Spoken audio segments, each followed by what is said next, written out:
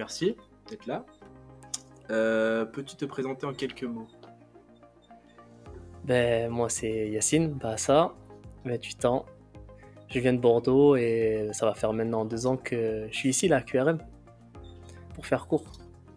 Très bien. Tu es ailier gauche de métier, mais tu es assez polyvalent par rapport au poste offensif. Est-ce que tu as un poste préférentiel au terrain et pourquoi? Ouais, je m'adapte. J'ai pas de préférence d'un poste en particulier. Je peux jouer à droite, à gauche, sous l'attaquant.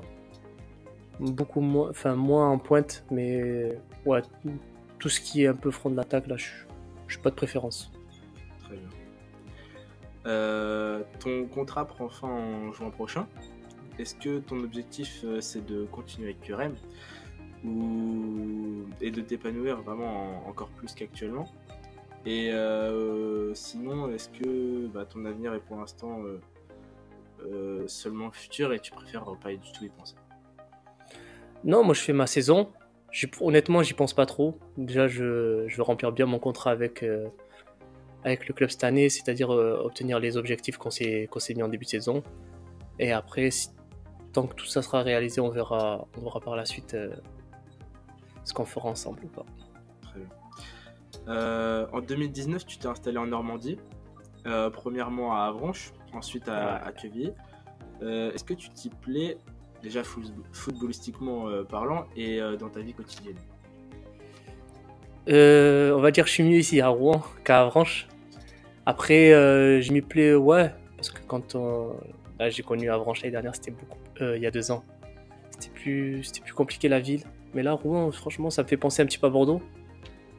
La seule chose qui change, c'est le climat, mais après, sinon, honnêtement, la ville, elle est à peu près pareille, similaire. Il y a les quais qu'on a à Bordeaux aussi, la ville qui est coupée en deux, avec la Seine et nous, la Garonne à Bordeaux. Ayant été l'équipe surprise du début de saison de Ligue 2, QRM a perdu pas mal de points dernièrement pour l'objectif maintien, malgré le match nul il y a 2 semaines face au leader du championnat. Quel est ton point de vue par rapport à l'objectif de rester en Ligue 2? Comme tu as dit, on a fait un bon début. On a surpris pas mal de monde, je pense. Maintenant, ce qui a fait que je pense qu'on n'a pas accroché de bons résultats par la suite, c'est que là, c'est le haut niveau par rapport à l'année dernière. C'est des petits détails. C'est des petits détails qui jouent et après, mais ça va, on a un groupe intelligent et on apprend de nos erreurs et ça va le faire pour la suite, je pense.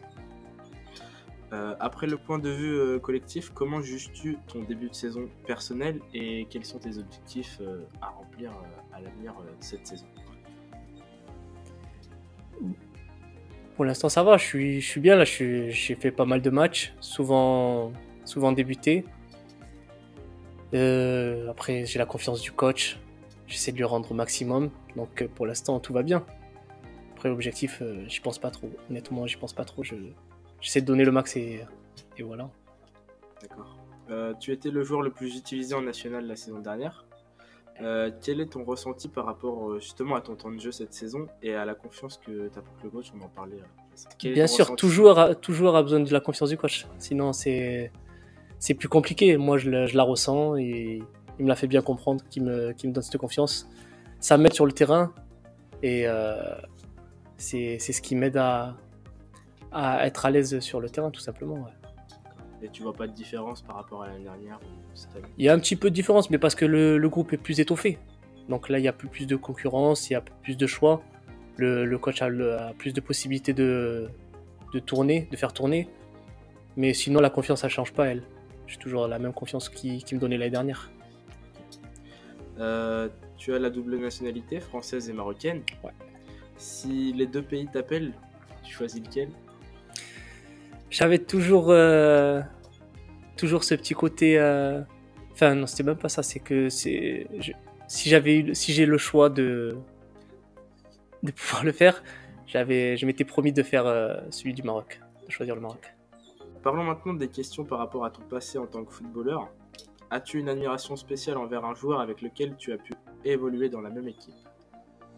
Non, pas forcément. Là, j'ai pas de mémoire qu'il y ait un joueur qui soit. On va parler de cette saison. On va parler de cette saison. Là, j'aime bien Gustavo qui est sur une bonne dynamique et ça depuis l'année dernière, qui est une bonne évolution.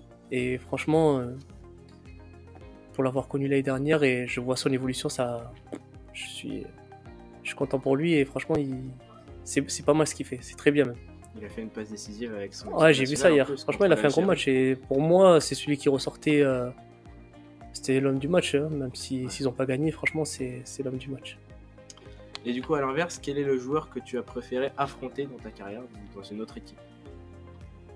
Ouais, franchement, là, j'ai pas de Même nom. cette saison, un joueur qui t'a. Un joueur que j'aime bien affronter? Ouais. Non, j'ai pas de joueur en particulier dans la tête, honnêtement. Et cette saison, les équipes que vous avez affrontées, il n'y a pas vraiment un joueur qui t'a impressionné tout? Non, honnête. Un joueur qui m'a impressionné, non, franchement, non, même pas. Ok. Ensuite, raconte-nous ton meilleur et ton pire souvenir de toute ta carrière professionnelle ou amateur. Meilleur souvenir. Meilleur souvenir? Je vais dire la fois où on a joué à Sochaux devant 9000 personnes, c'était une première. C'était quelque chose que je voulais vivre. Et voilà, c'était pas mal. Et du coup, si tu en as un pire souvenir de ta carrière professionnelle, ça arrive souvent, il y a des hauts débats. Est-ce qu'il y a un pire souvenir? Pire souvenir? Non, je vois pas, non.